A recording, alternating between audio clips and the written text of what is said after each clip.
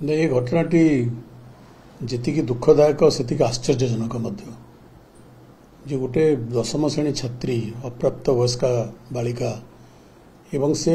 Hostel रोला जहाँ खबर आसी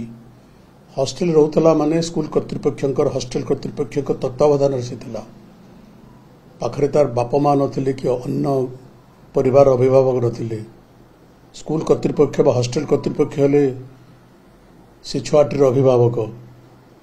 एवं से अवस्था से प्रेग्नेंट भी है एवं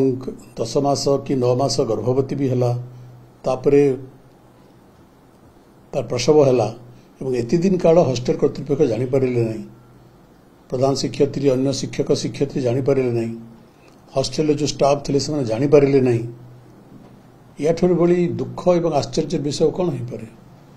इथुरु जना पड़ुची जे आमे हरिजन आदिवासी बहुत कुम्भीर कांदन कांदुचु तांका एते सुव्यवस्था करदेला बड़ी उद्घोष करुचु सरकार माने करुचंती किंतु ये जो घटना ये गोटे उदाहरण सब कथार पर्दाफाश करुची जे आज राज्य रे हरिजन आदिवासी माने केते असुरक्षित तांकर छुआ पिला केते असुरक्षित सरकार एवं स्कूल कर्तृपक्ष तत्वावधान हॉस्टेल रोतबा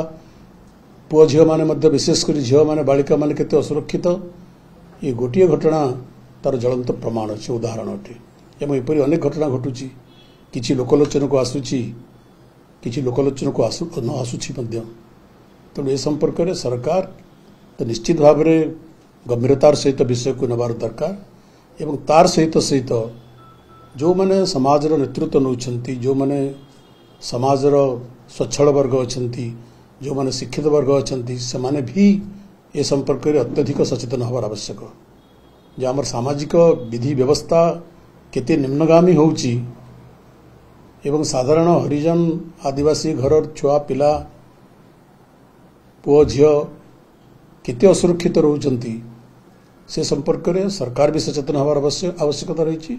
एवं आमे समस्ते मध्य सचेतन हबार आवश्यकता रही एवं ए संपर्क में पुंखानुपुंख अनुसंधान हबार आवश्यक केवल किसी लोगों को सस्पेंड करदेले एवं सामयिक हुए तो सांत्वना मिल पारे किंतु यार दीर्घस्थायी व्यवस्था किपरि करा जाई परिबो से संपर्क में सरकार और समाज उभय चिंता करिवार आवश्यकता रही है।